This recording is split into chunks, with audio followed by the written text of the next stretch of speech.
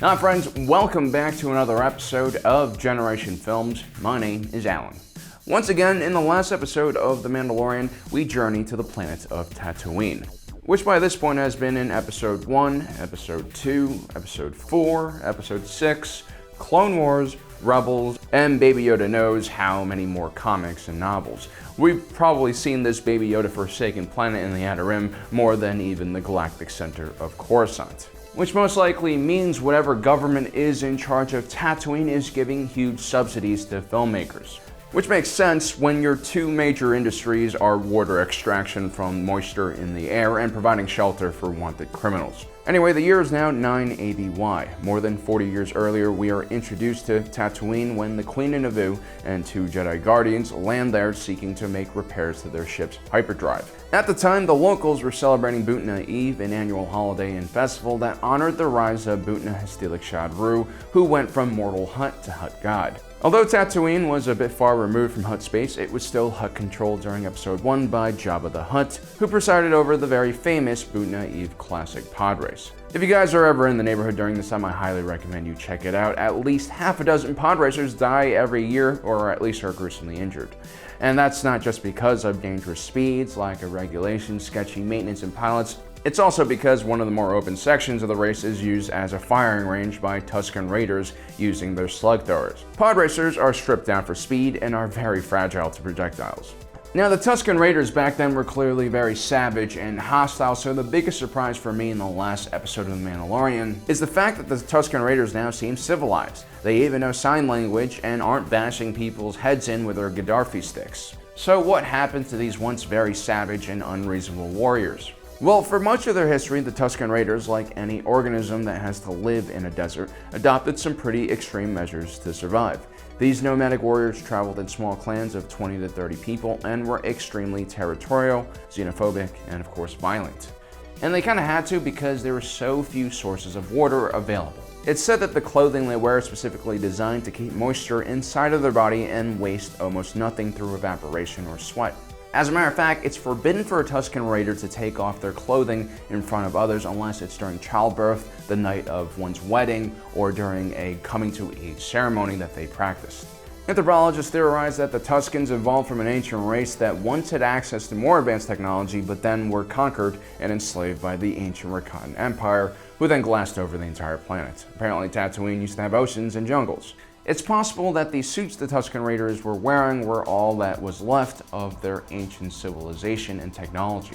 Whatever happened to them, they clearly devolved. They don't even have a writing system anymore and depend on oratory record keeping, which is passed down from one generation to another. The Tusken Raiders worshipped water above all else and hated all technology. To them, there was nothing more perverse than the moisture farmer who used evaporators to draw water from the air itself. Small settlements such as Anchorhead and the Skywalker Farm were always in danger of getting wiped off the face of the planet by an angry Tusken Raider group. These moisture farmers were in a very similar situation to early American settlers who had to face the very hostile Plains Indians. This misunderstanding between the moisture farmers and the Tuskens of Tatooine's vast wastelands led to constant Tusken raids and retaliatory settler raids.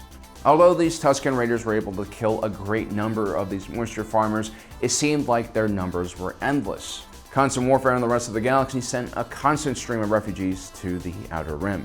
On the other hand, the Tusken Raiders, who lacked any real technology, weren't able to thrive in the desert, which really limited their numbers, especially after more devastating attacks against their numbers. In 22 BBY, the Tuskens raided the Lars homestead and captured Shmi Skywalker, mother of the Jedi Padawan Anakin Skywalker. Anakin, who had felt through the Force that his mother was in trouble, managed to track down the Tusken camp. He found his mother, but unfortunately she died from her brutal treatment during captivity. Anakin retaliated by massacring the entire village, including all of the women and children. This would be good practice for the young Jedi, who would go on to be a very prolific and talented youngling murderer. And later, when Anakin became Darth Vader, he would once again return to Tatooine and slaughter another village of Tusken Raiders. And so this carnage would continue on for quite some time, and the Tusken Raiders would see their numbers dwindle with each generation, until a sheriff from a small settlement known as Freetown made a deal with the Tusken Raiders. In exchange for their protection, and their promise not to slaughter anyone, the settlement would give the Tusken Raiders a regular shipment of water, along with a pearl from the stomach of a crate dragon.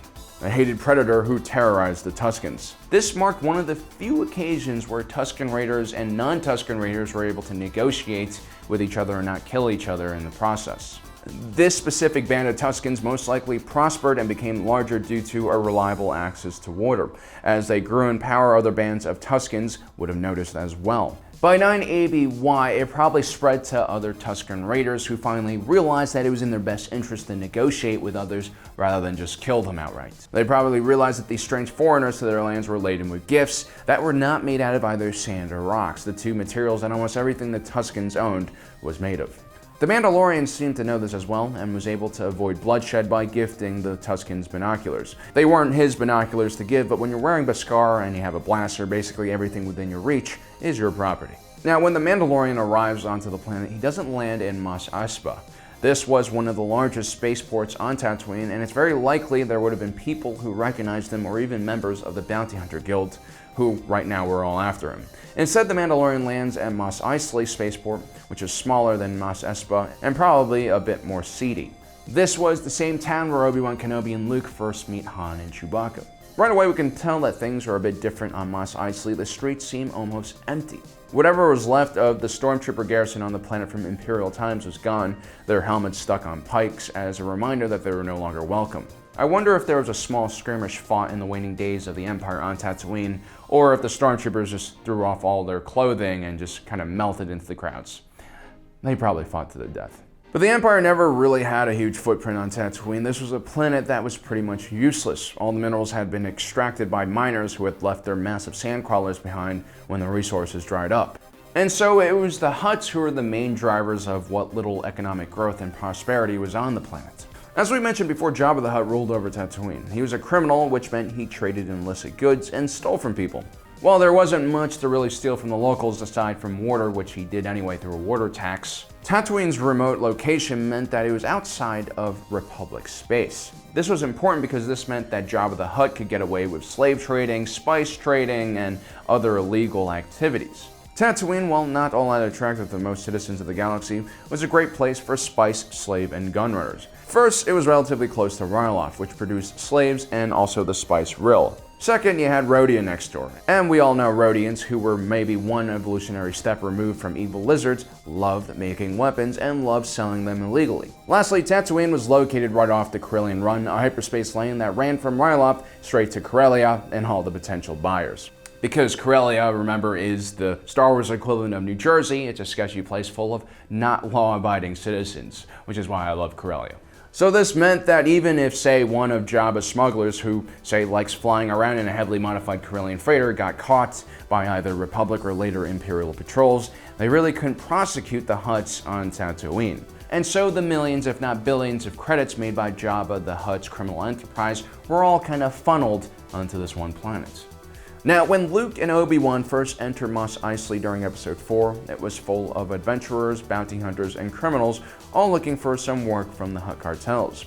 A few years later, Leia, Luke, Lando, and Chewie try to free Han Solo from Jabba's palace, and Leia kills the Hutt. And all of a sudden, all those scumbags looking for work no longer had any, so they left Tatooine, leaving us with only people who were trying to lay low and moisture farmers. The business was so bad in Mos Eisley that most likely the Wookiee who owned the cantina, Chalmum, had to fire Wooher, who used to stand behind the bar as a server. Wooher, who had lost his parents during the Clone Wars, the battle droids hated any mechanical beings and forbid them from entering the cantina. If he'd only seen the cantina now, which was being served by droids who don't need to get paid at all. See, even in the Outer Rim, you guys are going to get hit by automation. The droid also tells the Mandalorian that the Bounty Hunter Guild has left Tatooine, or at least Mos Eisley, further leading to the decline of this small spaceport. Another example of the economic hardship is the mechanic who fixes the Mandalorian's ship. She's so desperate for cash, she even accepts Imperial credits. The city is clearly falling apart. Now, we know that the Nikto, former slaves of the Hutts, would rise up and take over much of the territory that the Hutts used to own. But it seems like they've either left Tatooine or at least have stopped hiring locals as muscles and enforcers.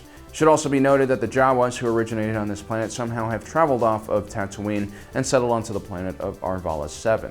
Not quite sure how they were able to achieve space flight, but I'm guessing they stole it. Which is why it's never a good idea to invest in real estate in an area full of Jawas. So there you have it, guys. That's what's really changed in Tatooine. As you can see, with the huts removed, Tatooine's become a safer place somehow. Interesting. Well, guys, I hope you enjoyed today's episode. Don't forget to subscribe and hit that notification button. My name is Alan, reminding you that life is a movie, and you are the protagonist.